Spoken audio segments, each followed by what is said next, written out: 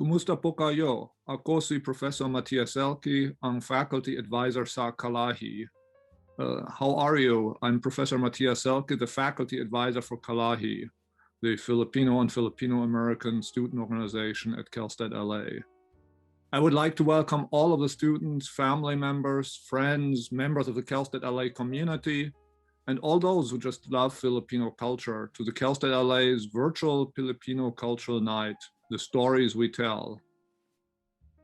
Filipino Cultural Nights have been a tradition on many campuses, primarily on the West Coast, as a unique form of art highlighting some of the wonderful aspects of Filipino culture, as well as social and cultural realities of immigrant life. In a very special way, every Filipino Cultural Night is actually a world premiere, a unique and new work that will only be performed for the PCN shows of that particular year. This is also true for this year's virtual PCN. Making this show a reality took months of planning, writing, performing, and recording during the regular school year, all the while the student performers were taking midterms, writing papers, and completing course projects. I would also like to extend a very special thank you to Patty Kilroy in the Department of Music at Cal State LA for performing for this year's PCN. It's wonderful seeing all the new faculty members who are interested in Filipino culture and history and the struggles of the Filipino community to be part of this wonderful organization. I would like to close with just saying some personal remarks that I feel that Filipino culture really is a gift to the world. And reflecting over the past 5 years since Kalahi was founded, it's been really wonderful seeing Kalahi growing and the dedication of its members over the years. The past year has been incredibly difficult, of course, for almost all of us. And I truly hope that watching this show will bring you a moment of happiness and an appreciation of Filipino culture. A special shout out also goes to Kalahi alumni who hopefully will be watching this show. And I'd like to close with just stating how much and how deeply honored I am of having been part of the Kalahi family since its founding. Enjoy the show. Mabuhay! To all those here today, may it be friends, family, faculty and staff, and fellow Filipinas community, I welcome you all to Kalahi's 5th annual Filipino Cultural Night. My name is Marlita Refuerzo, the current president for the 2020 to 2021 Filipino-American Student Organization here at CSU LA, and we would like to present to everyone our very first online PCN called The Stories We Tell. As you all may know, due to our current circumstances with the pandemic, we have ended up adopting an online format for our PCN. Rather than focusing on a play, which we would typically do each year, we have deviated from the idea and started to focus on a more musical and artistic approach. With that being said, this production could not have been done without the help and support of all Kalahi board and general members, especially for our PCN co-directors Jasmine and Summer and media directors Ian and Rochelle. It would not be an exaggeration that this PCN was made solely through their effort and cooperation, so extreme special thanks to them. So once again, thank you for everyone here tonight, and I hope you enjoy our online PCN, The Stories We Tell. Good evening, and welcome to Kalahi's 5th annual Filipinx Cultural Night. This year is going to be a bit different from the rest, and that's okay. Traditionally, we would perform an in-house play and cultural dances, but our current situation has made that a bit difficult. Nonetheless, we have adapted and created something that we are very much proud to show you all. At the heart of PCN, it is Filipino-Americans telling their own narrative and sharing their stories. We all come from different places and different walks of life, and each one of us has our own chronicle to share, and we wanted to embrace that sentiment. That is why our theme for tonight is The Stories We Tell.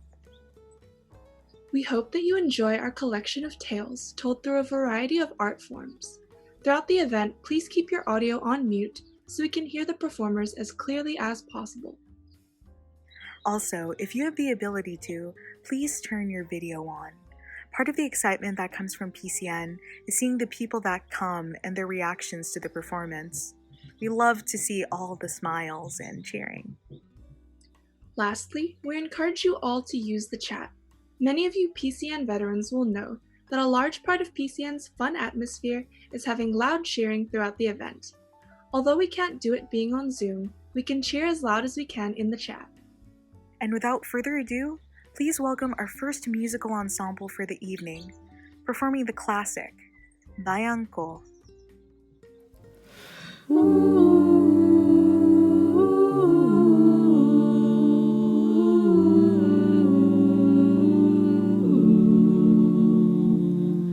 Ang bayan kong Pilipinas, lupain ng ginto't bulaklak, pag-ibig ang sa kanyang palad, nag-alay ng ganda't ilag, at sa kanyang yumi at ganda, dayuhan ay mahalina. Bayan ko, binihag ka, nasadlak sa dusa. Ibon man may layang lumipad, kulungin mo at umiiyak.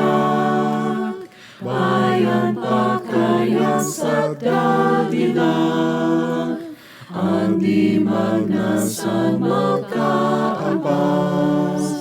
Pilipinas kong minumulya, bugad ng luha ko dalita, aking alika, makita ka sa Kah-lah-hee.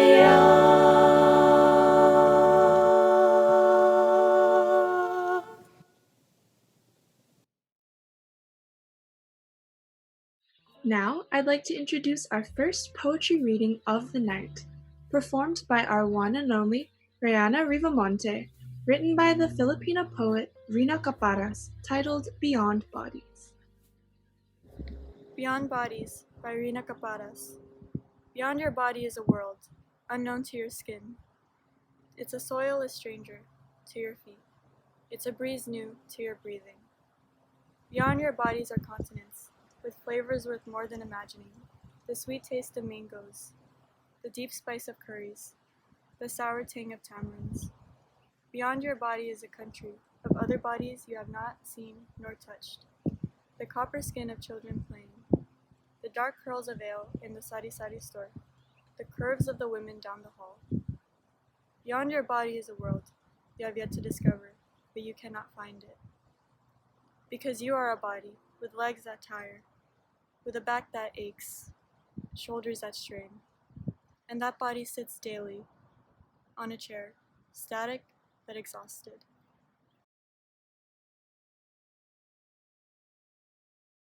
Our second piece for the evening is performed by our very own Gabi Duga, written by the national hero Jose Rizal, titled Awit ng Manlalakbay. Magandang gabi.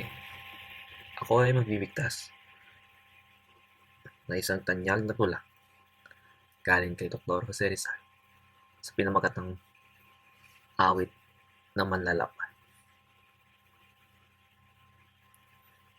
Tuyong dahong lumilipad sa kung saan hindi alam. Sinisiklot dito't doon ng bugso ng biglang ulan. Ganyan dito sa daigdig ang buhay ng maglalakbay. Ni patnubay, sigla, wala, at wala rin sintat bayan. Kahit saan kapalaray mapilit na hinahanap, iyaon na may malayong buong bilis tumatakas. Ang aninong mapagkunwa sa nasay may paghahamak. Dahil dito, maglalakbay, natataboy sa dagat. Sa udyok ng tanging kamay na di naman nakikita, ginaway maglaglag sa lupaing iba't iba.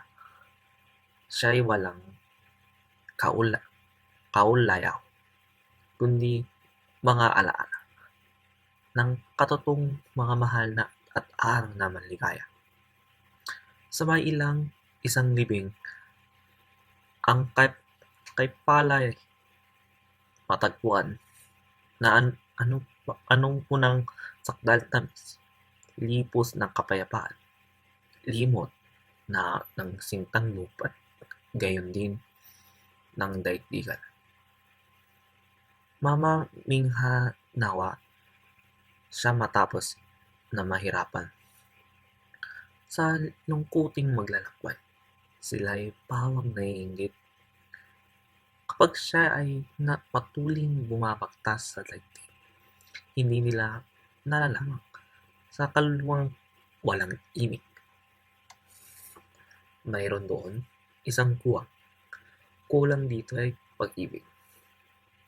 Magbabalik ang lagalag sa kanyang sintang lupa at marahil sa kanyang tahanan may muing kusa. Magtatagpo niya roon kahit saan bugbog, diba? Nagasayang na ang pag-ibig. Mga libing, wala na nga. Lumalakad ka, maglalakbay, ituloy mo yung landas. Takagibang lupa, ikaw sa bayang mo kapuspalan. Bayaan mo tanang iba ay umawit ng pagliya at iba pa'y mga lugod bumalik sa pagtulak. Maglalakbay, lumakat ka. Huwag lilingon, kaunti man, walang luhang sumusunod sa pagbabanggit ng paa. Maglalakbay, lumakat ka. Lunurin mo kahirapan. Nanlilibak ang daigdig sa ibang kasipan. Ito ang tanyag na tula galing kay Dr. Jose Rizal, ang awit ng malalakbay. Maraming salamat sa iyong pagtangkilig at sa pagkikinig na isang tula sa ating magaling na kabansang bayan. Magandang gabi.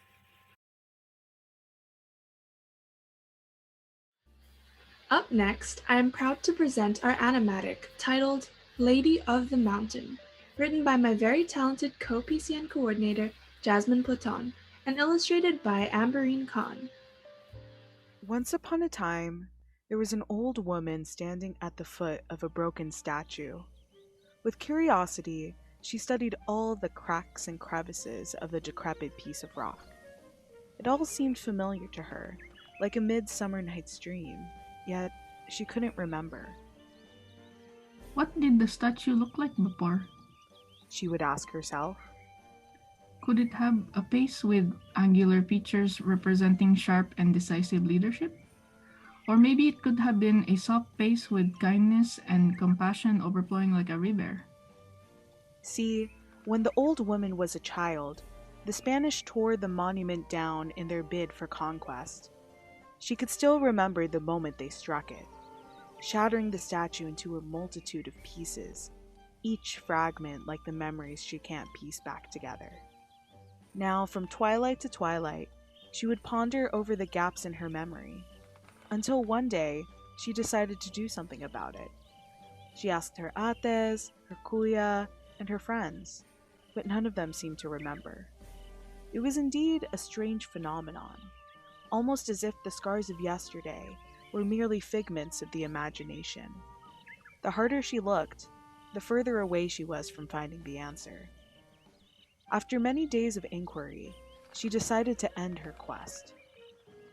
There is no reason to continue this endeavor. She determined. With no leads, it makes no sense to continue. But as soon as she finished that thought, a little whisper brushed by her ear. Climb to the top of the mountain for the answers you seek. Strangely, no one was standing next to the old woman, but she trusted the voice anyway. There was a nostalgic, yet slightly forlorn quality about it that she could not put her finger. so she acted based on instinct. Throwing all caution to the wind, the woman ascended the behemoth of a terrain. Be it by luck or some invisible force, there were miraculously no predators that crossed her path, or spirits trying to attack her. With each step of the way, gravity revealed itself to be her true opponent. So she fought through with the strength of her will alone, as her knees and hips ached with the unbearable pain that just comes with age. It took her 10 days to reach the summit. Sitting on a rock, as she was waiting for some kind of sign, she could not stop herself from admiring the emerald green trees that sloped alongside the mountain, feeling their way right back to her village. It was in this moment that she embraced this feeling of serenity, stilling her feelings of fear and anxiety tied to her unfortunate circumstances. Then she appeared, a woman with long, silky black hair and brown eyes sparkling like amber. She wore a simple white dress and a sampaguita flower crown, which served to enhance her ethereal beauty. Hello, my child, She began. It seems that you have been searching for me for quite some time. Aghast, the old woman couldn't help but stare in awe, because this was it, the answer she was seeking. Once she regained her composure, she asked with sincerity, Who are you? Who am I? She replied. Well, I am the guardian spirit of the mountain, a Diwata, if you please. Long ago, I protected the people and the flora and fauna of this beautiful sacred land. The statue you so longingly stared at was created in my image as a gift to illustrate everything I've done for the people. However, since the invaders stormed the area, I've been forced out of my home and forgotten by my people, even you, my child. Soon, I will be lost to the clouded annals of time. With an audible gasp, the woman's past recollections were pieced back together, and as her worries quelled, tears of gratefulness streamed down her face, like ocean waves cleansing the shore. However, this feeling was soon mixed with sorrow and despair when she realized what that meant for the Diwata. She was exiled from her home and a prison at the top of the mountain, all alone. Loneliness was a feeling the old woman knew quite well, so out of compassion, she decided to do something nice for the tragic soul. First, the woman thanked her for the protection she provided, not just for her most recent hike, but also for the past decades of her existence. Then, with a thankful expression, the Diwata responded, Thank you, my child, for looking for me for all this time and listening to me. Words cannot even begin to illustrate my fathomless gratitude, so please, take this flower as a token and never forget. From her own crown, the spirit took a blossom and pinned it in the old woman's hair, before disappearing into the light of day. With her newfound passion, the woman trotted down as fast as she could to her village. There were a handful of times she almost slipped, but she knew that she would be all right. By the time she had come back, it felt like an eternity, but everything had remained the same. Her family still worked the fields, and the statue of the Diwata remained fractured, almost as if she had never left. She knew what she had to do, and located the largest stone she could find.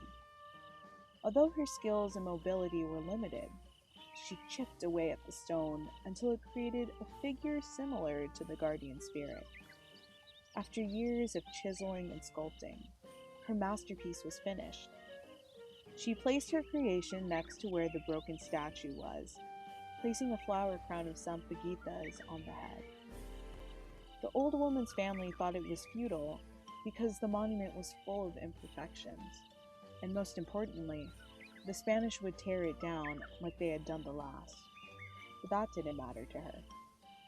For her, what mattered most was the gesture of gratitude for the love and protection of the Diwata from the mountain.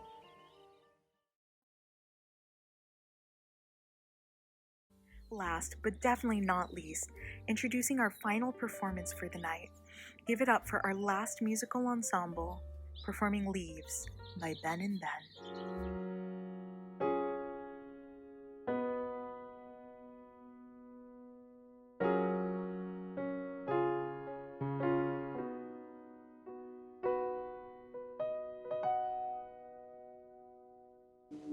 I can think of all the times you told me not to touch the light. I never thought you would be the one. I couldn't really justify how you even thought it could be right, 'cause everything we cherished is gone. And in the end, can you tell me if it was worth a try, so I can decide? The leaves will soon grow from the bareness of trees, and all will be alright in time. From waves overgrown come the calmest of seas, and all will be alright in time. Oh, you never really love someone until you learn to forgive.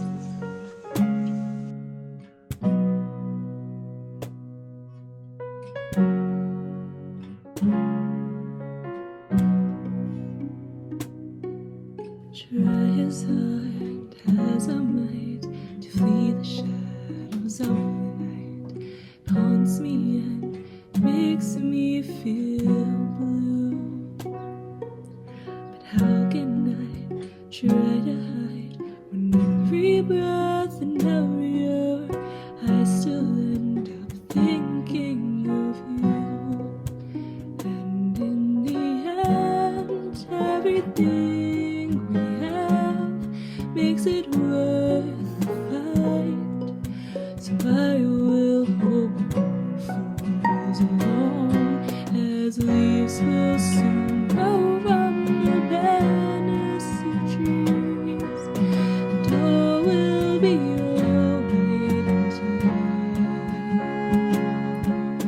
And waves overgrown from the calmest of seas, and all will be alright in time.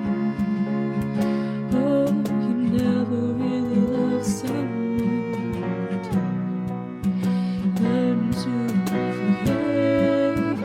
I never thought that I would see the time Did I decide if I should leave or stay?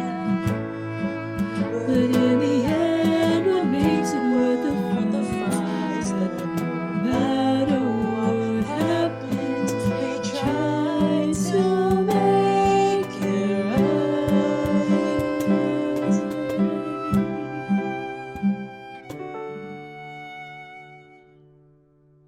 Leaves will soon grow from the bareness of trees, And all will be alright in time. from waves overgrown come the calmest of seas, and all will be alright in time. Wounds of the past will eventually heal, and all will be alright in time. 'Cause all of this comes with a love that is real. All will be alright in time. All will be alright in time. All will be alright in time.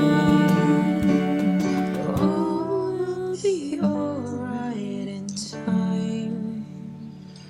Oh.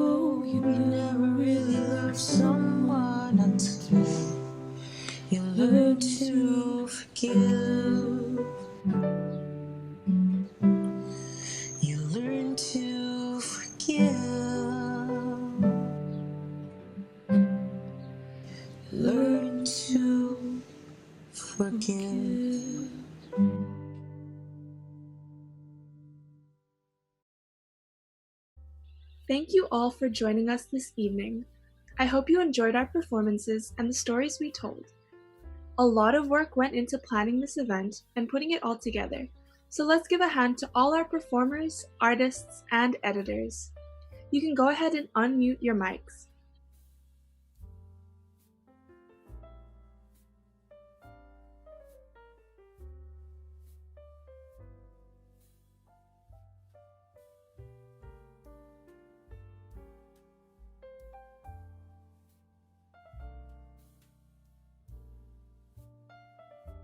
Now we would like to give a special thanks to a lovely group of people.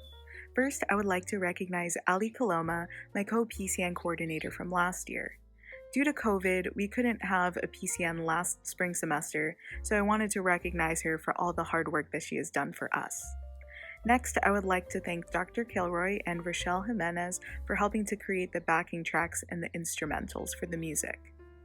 I would also like to thank my brother Joshua Platon for helping to edit the music. And I would also like to thank Ian Peke and Summercedo for helping to edit the whole production together. And last but not least, I'd like to thank Rochelle Galame for helping to create the captions. Lastly, we would like to thank all the family, friends, and members of our surrounding communities who took the time out of their Friday night to support Kalahi and listen to our stories. They are very near and dear to our hearts, and we hope you learned something new or gained a greater appreciation for our culture. Thanks again. Salamat muli. Until we meet again. Until we meet again.